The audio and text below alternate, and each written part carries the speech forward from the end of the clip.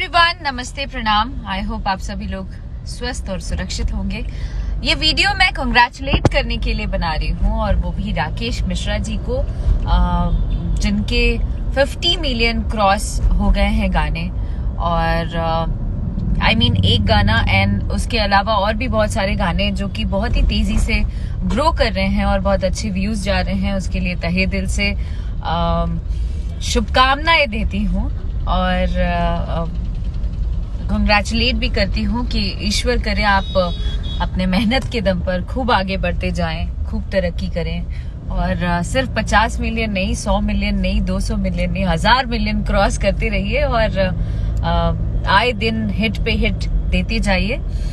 And बहुत अच्छा लगता है जब अपने सह कलाकार इस तरीके से मेहनत करके, बिना किसी के हेल्प के, बिना किसी मदद के, खुद संघर्ष करके, मेहनत करके अपना नाम और मुकाम, पहचान बनाते हैं। बहुत अच्छा लगता है।